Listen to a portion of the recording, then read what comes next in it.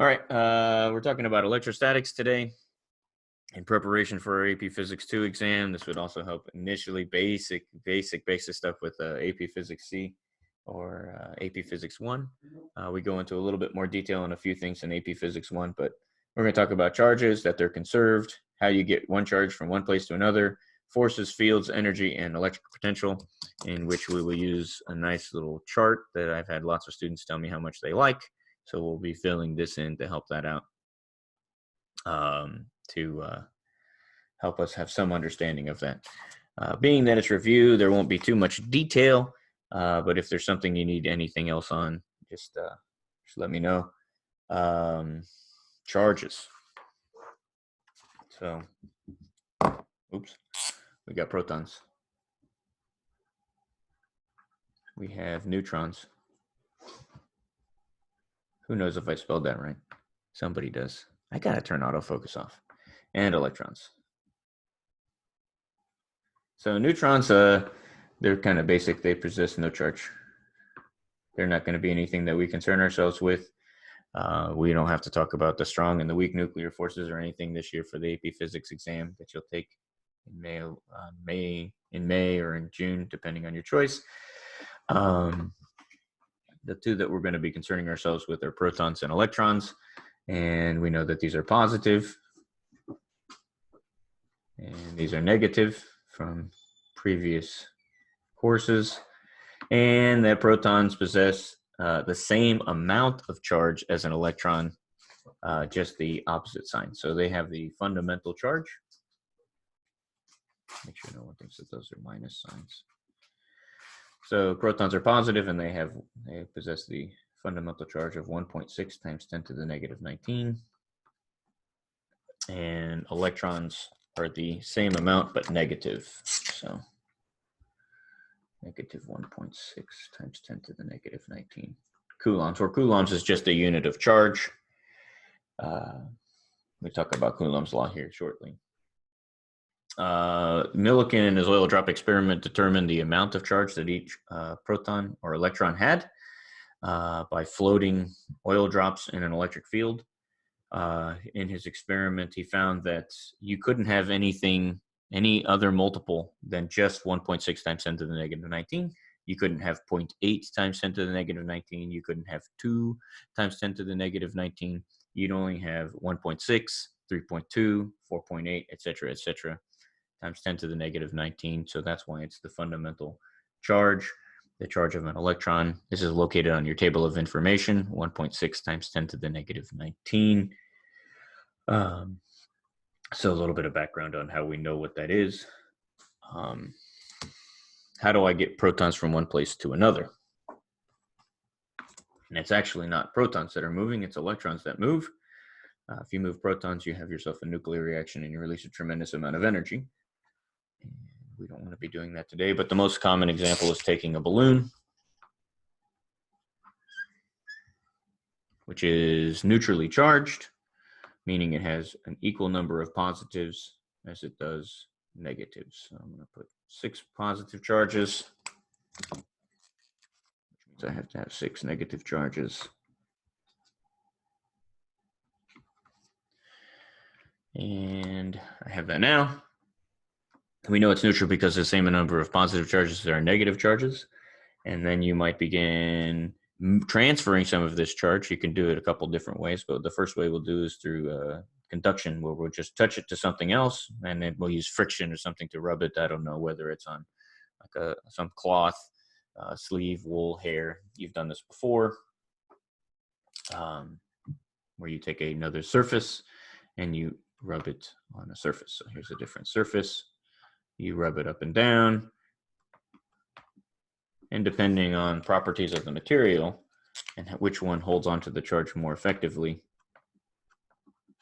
electrons either go to the new surface or go to the balloon. And in this case, we'll say that the balloon is mostly an insulator, so most things would transfer charge to it. So we'll say it gains negative charges from here.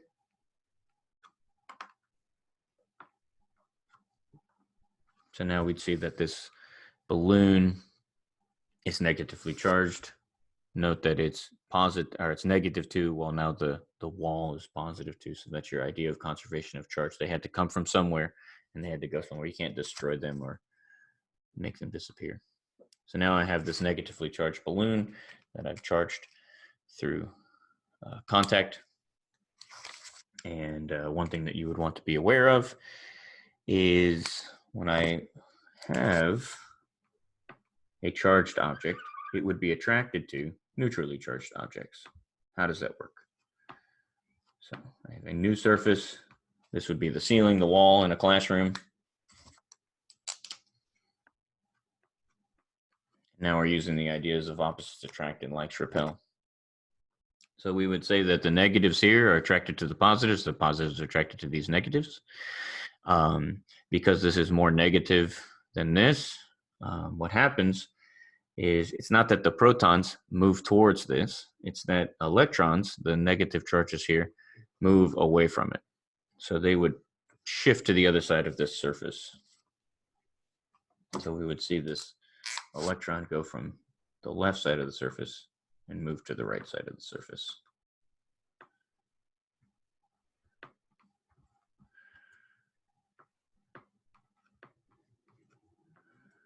Now what we've done is we've polarized this wall. We've shifted charge, if you will, without contact. So this would be like inducing a charge on it, but it's just polarized. We'd have to do one other thing to induce a charge, and we'll talk about that shortly.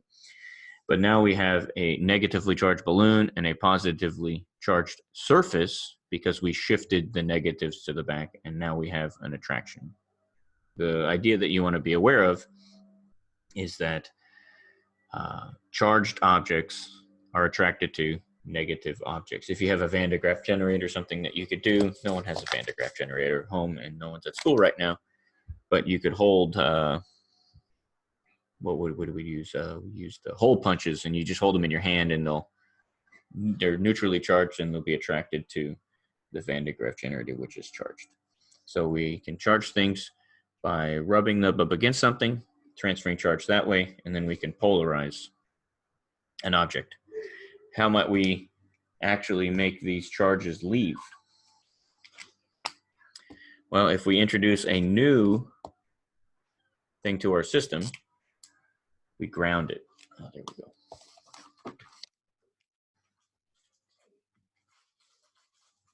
We connect it to the ground, meaning like the earth. This is the third plug. If you know, like if you see some plugs, especially heavy duty appliances, would use a third plug so that excess charge just leaves to the ground.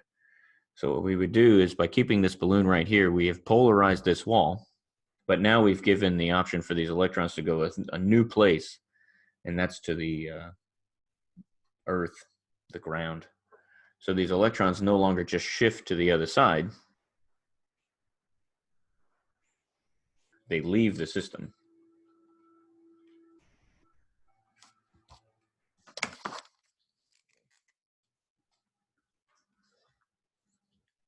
Through the grounding wire. Note that there's still 4 charges. I've just shifted them out. So now we've induced the charge here by shifting that charge out. So I would say that that would be the idea of polarization, and then induction by introducing this, this grounding wire allows you to say that we've induced the charge on this wall. Notice no contact was made between the balloon and the wall. That's something that you could do. You can transfer charge through touch, but you can also transfer charge without touch, but you need to add another system. You need to add this grounding wire. What you can do now is, the questions could be asking, what happens to the charge if I move the grounding wire first, or if I remove the balloon first? If I remove the balloon first, these electrons will flow back into this, causing this to be neutrally charged again. If I remove the grounding wire right now, then this stays positively charged because those electrons are out of the system. But we had to connect the system to the rest of the environment in order for us to make this be charged. So the order in which you remove the balloon or you remove the grounding wire makes a difference. A common question that you would see with this is, they like this, I don't know, let's see if I can draw this effectively. So they have these charge stands with a sphere on them. And this, let's say this one's positive. And then they have two other ones that are also on insulating stands that are in contact with one another.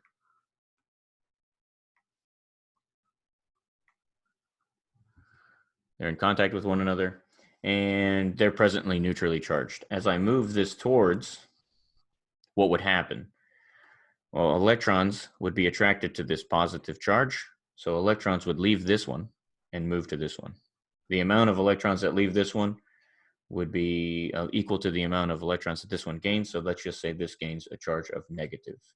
As a result, because charges are conserved, this becomes positive. Now, if I want this to maintain positive, what do I need to move first? Do I need to move it, or do I need to move this?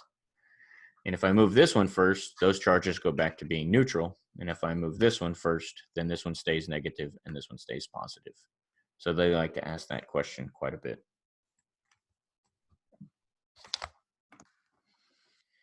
One last thing that I think about that could be asked in this scenario is if I have something that has a charge of 6, let's say I have a block that has a charge of 6 on it, positive, and I touch it to something that is neutral. So let's just say this is 0.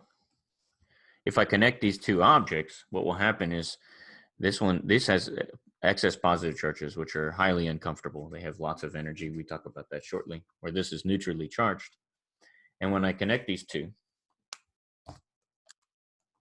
what you would find is that charges would flow between them.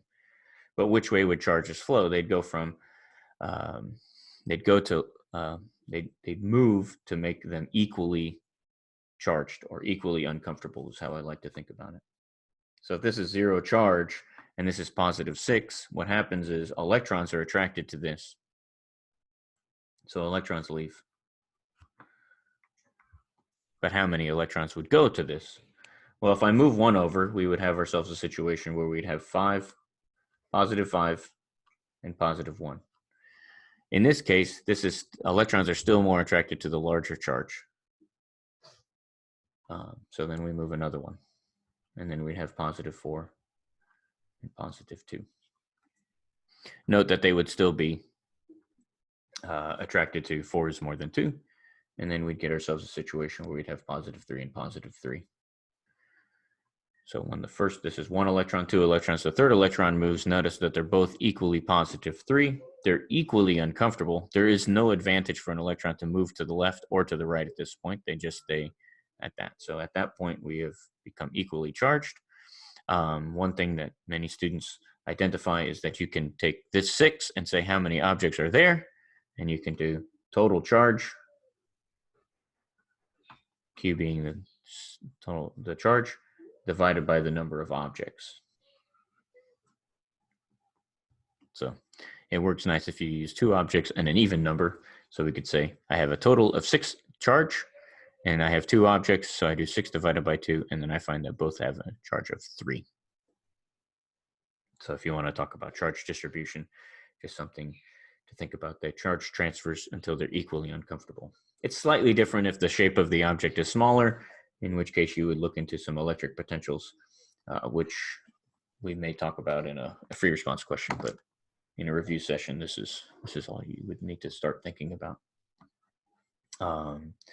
So there you go. All right, so then you have some other things. What can we do with all this? Of course, this is a physics class, so you're asking where's the calculations or something. So I have a positive charge in space, and what it has around it is a field. So with this positive charge isolated by itself, it affects the space around it, so we'll draw some electric field lines. The electric field rounds around a positive charge, point away, indicating what they would do to another positive charge. So if another positive charge was anywhere in this space, it would be repelled. Opposites attract and lights repel is something to remember. You've heard it a long time. Paula Abdul had a song about it. What you would want to do here is draw symmetrically. This one's a little too long and that one's a little too short, but I'm sorry. You draw symmetry. And then a couple more things is everywhere at the same radius, equidistant, if you will, from the positive charge, would have the same push on a other positive charge or pull on a negative charge. So what I'm identifying here are lines of equipotential. Everywhere around this red line is the same amount of, in this case, electric field, or the same amount of electric potential. So we'll define those two things, electric field and electric potential. What we need to be aware of is it depends on the strength of this charge and how far you are away from it. Notice that those are all the same distance away. But as you get farther away, it decreases. This one is an inverse square law. So we find it to be over r squared, where r is the distance from the center, the charge to that. So that's r. And we square it. And then there's a constant that's thrown in there, Coulomb's constant K. 9 times 10 to the 9th. You might use 1 over 4 pi epsilon naught, but that's not necessarily for this class's understanding of electrostatics. Electric potential is similar, and it just talks about what would happen with the amount of energy per unit charge, is how we'll define it later. And that's just KQ over R. You should see some similarities here. And what I would say here, I want students to think about this being a direction, and this one being a sign. So if it's a positive charge, it has, these are the direction, the electric field right here is up, and the electric field right here is right, and it's down and to the right and down. But when I'm talking about the electric potential, I just want to say it's positive, it's positive, it's positive, it's positive, it's positive. And that becomes important when we start talking about superposition. So we have two statements, electric field and electric potential, where electric potential is electric field times distance, E times D, or energy per unit charge, but we don't know that yet. We haven't discussed that yet. So keep that in mind, that we want to think about arrows. And then here we want to think about what sign is it, positive, negative. Okay. This becomes a little bit more interesting when you start adding more charges to your system. So we start with just two. We have a positive charge and another positive charge. There's some distance d apart. And you could be asked a couple questions. What's the electric field here? What's the electric field here? And I think that's effective. A couple things that you want to be thinking about is what direction is each giving an electric field. So I'll add a new color to help that with some differentiation. So we'd identify what is the charge on the left, this one that I've indicated as, let's go blue. So I put the system with the constants in black. What is the electric field of the blue charge doing at this? So the electric field of the blue, because it's positive, has electric field lines that point away. So at this location, it has an arrow that points to the right. And over here, the electric field, notice that I said direction is something that we concern ourselves with electric fields. Electric field over here, because of the blue charge, is also pointing to the right. So that's going to be helpful when we start solving our problems. What is the electric field of the red charge doing at this point? Well, it's a positive charge, so the electric field lines point away. So away is to the left. The electric field line of the red at this other right location is also away, and in this case, it's to the right. What's important that you want to think about here is some not quasi-vector addition, where you have a positive, one pointing to the left and one pointing to the right. So since these arrows are pointing in opposite directions, we've got to make sure that we're not combining them so that we get a larger value, but when we combine them, we get a smaller value. And over here, when we combine them, we get a larger value because they're both working together. Here, they're working against. And then what you would want to do to solve this full problem is, if I wanted to identify the electric field at this location, I would say is equal to KQ over R squared, just to show your work, plus KQ over R squared. Why do I have 2? It's because there's 2 charges. Now I put plus right here for just generic, because that's what I'm really doing. I'm just adding all of the charges affecting that space, but we know that one of them is pointing to the right and one of them is pointing to the left. So you can look at it a couple of different ways. You can either make this value negative or subtract them. Either way will work. If they're both the same Q and they're both the same distance, we would find that the electric field located here is 0 or approaches 0, because that's right in the middle.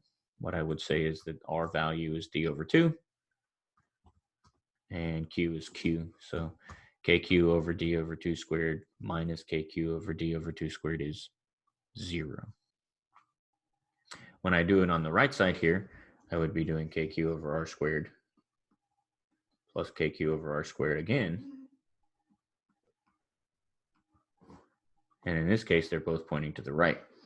So now I add them up. So you just measure the distance from here to there. And we can just call it, I don't know, D over 2. So we do KQ over 3D over 2 squared plus KQ over D over 2 squared. I had to add the distances together. D plus D over 2 is 3D over 2. And there you go. Now you solve for the electric field superposition. How does this problem change if I change this value right here to be a negative charge? Well, then I'd evaluate my electric field directions at these locations again. So we have positives point away, and then the convention for electric field lines is, what would a positive charge do in the space of a negative charge? Well, it would come towards, it would attract. Can I move the board down? Can't move it down too much. If I move it down, I lose the top. Maybe just reshape the window. I'm sorry. So we got the negative charge here. I changed this direction to be to the right. And then this one towards, and then this one would also be towards, in this case, to the left. And then what this does is it changes this orientation that we had here.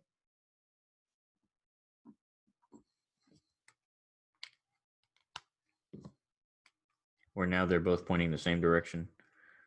So we plug in D over 2 here and we plug in D over 2 here, and they work together. And then I go over here, and instead of being adding together, notice that they're working against. So I subtract, because one is pointing to the right and one is pointing to the left. Another question that you could ask here qualitatively is, where is the electric field likely to be the biggest, the smallest, 0, some of those things? And the most effective way to solve that is just start by drawing the direction of the electric fields. So superposition stuff. Because we're talking about this and I have this diagram already drawn, I want to talk about what's going on with the electric potential. The V.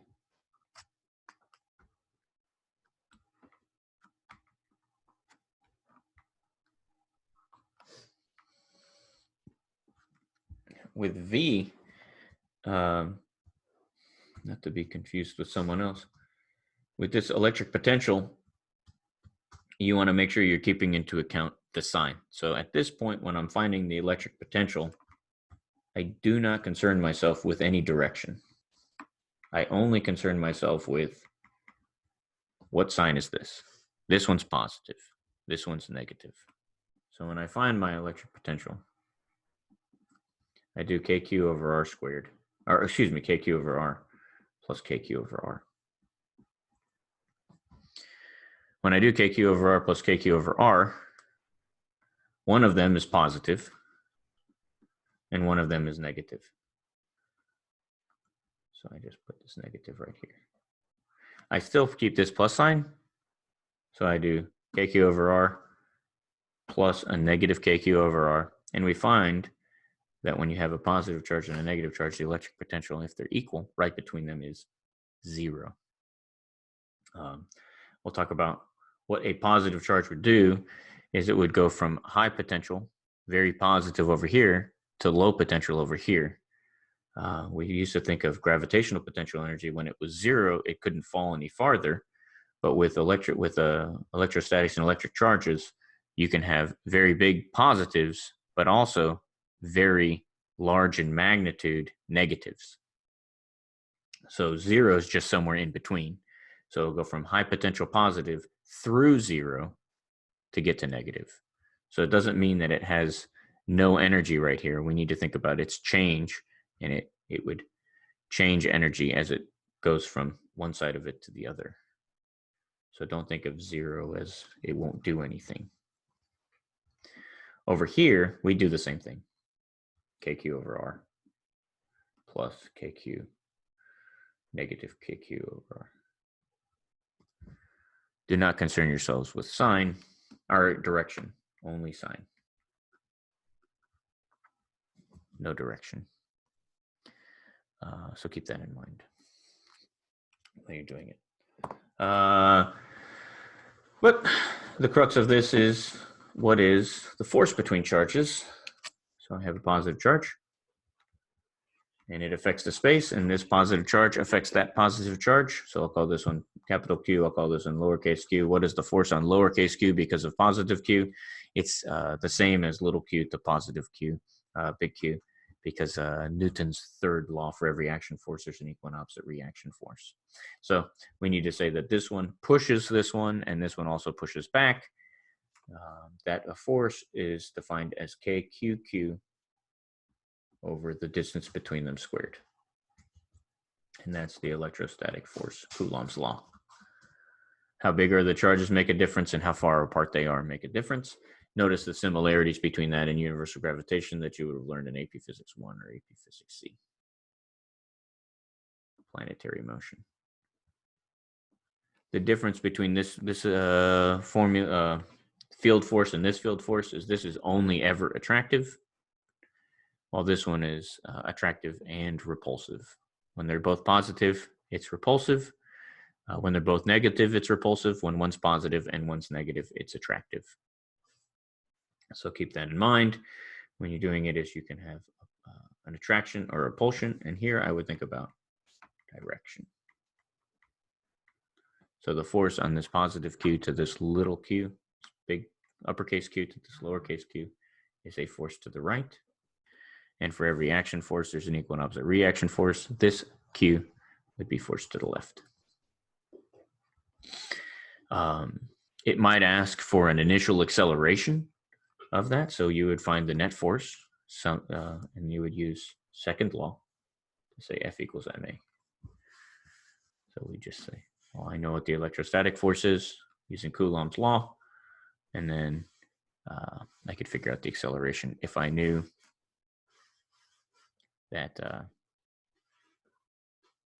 the m of this charge. Okay, so keep that in mind. Lastly, if I have these two charges right here, and I attempted to move this charge towards this charge. In order to move this charge this way, I would have to push it this direction. I'd have to apply a force. There'd be an external force applied to push that charge to the left. And as I push that charge to the left, it would become increasingly more and more difficult. But I apply a force to the left, and it'd move to the left. And now I've got these two letters that we've seen before when it comes to work. And work is force times distance. So when I push these two charges together, it's like a spring. When I push it this direction, it has more energy. I'm compressing a spring. So I'm increasing the energy of the system. Well, what did I do? How much force did I have to exert? What distance did I have to push it? Well, the force that I had to exert was KQQ over R squared to push it that way. But what distance did I move it? D. So I do KQQ over R squared times D. And now I've got myself dimensionally energy, right? Force times distance. So KQQ over R squared times D basically boils down to KQQ over R. So we can say that's work or energy. And in this case, I increase the energy of the system by pushing them together. If it was a negative charge, and now we're attempting to do this, if I were pushing it, if it was moving closer, what would happen to the amount of energy it had? Well, the amount of energy that it had would decrease, because in order for it to move this direction without, it would do that spontaneously. So to hold it back, I would actually have to exert a force in the opposite direction as it moved this direction, because they're already attracted to each other. So as this negative charge moves closer to that positive charge, the amount of energy in the system decreases. Couple things that you could ask here is you could find out how much energy is presently between the two, and then figure out what its kinetic energy would be at other locations using the idea of conservation of energy. So presently, this K is known, this Q is known, so we do KQQ over R squared over R, and we found the energy that is presently in this potential energy, and we say that that is then equal to 1/2 mv squared. And that would be, if I let this charge go right now, that's how fast it would go when it got there. 1/2 mv squared. You might be asking about, well, what about the negative sign? I can't take the square root of a negative number. Well, at that point, you would take the absolute value, because you actually would say that the energy of the system went from one to another, delta, to take care of that.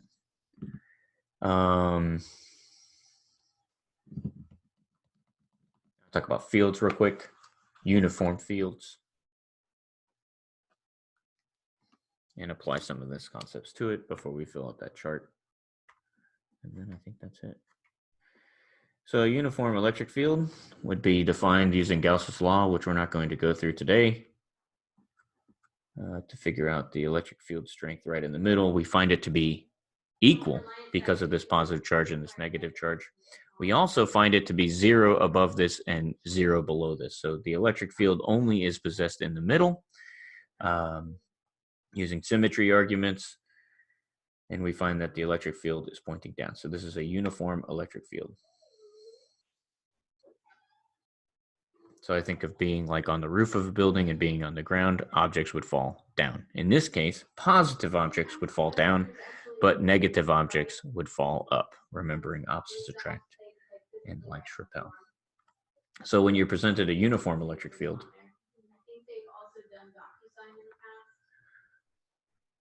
you would be given a constant for the E. E is constant. That's what uniform tells us. And as a result, we already know what KQ over R is. It's just there. So if I want to figure out how much force is acting on an object, I just need to multiply it by charge. So if we take a look at field, we define field as KQ over R squared. Well, force we defined as KQQ over R squared. Note that in order to go from a field to a force, you simply need to multiply by Q. So we could find the amount of force in a charge right here by just saying it's QE. I know the electric field. I just multiply by the charge that's located in the electric field, and I know the force. I can then set that equal to MA. I can do other things associated with it. So since I know that, I'm good to go. Then we could also say, well, we also defined voltage, or the electric potential, excuse me. And we define that as KQ over R. Right? So we just need to do that. We need to, right here, in order to find the voltage, we need to take the electric field strength and multiply it by the distance, how far it moved from where it was in relation to, did I increase its energy or decrease its energy? So if it's a positive charge and I moved it down, that's what it'd want to do. So it lost energy. If I moved a positive charge from the bottom to the top, it gained energy. So we can say for a uniform electric field that the electric potential is just equal to E times D, how far I moved it from where it wants to be. And then lastly, we had energy, which was KQ over R, which is force times distance. And we already know what the force is. It's QE. So we can say that the energy in an electric field is equal to QED. And now we've got ourselves force, voltage, and energy in our uniform electric field. So that's something to think about. Our equipotential lines in this case would not be circular. They would just be dashed lines across. Notice that the distance is the value there, because the E is constant. So that's that.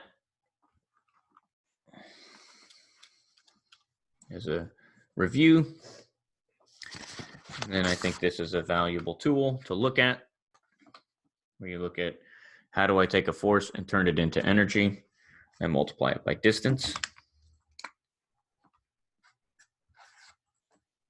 How do I turn a force into a field? I divide by charge. How do I turn a field into a potential? I multiply by distance. And how do I turn energy into potential? I divide by charge. So we have force times distance is energy. Energy divided by charge is potential. Potential being energy per unit charge. The amount of field is the force divided by Q, KQ over R squared. We can go back to our Coulomb's law statements, KQQ over R squared. And field, I wrote in blue, is KQ over R squared. My bad.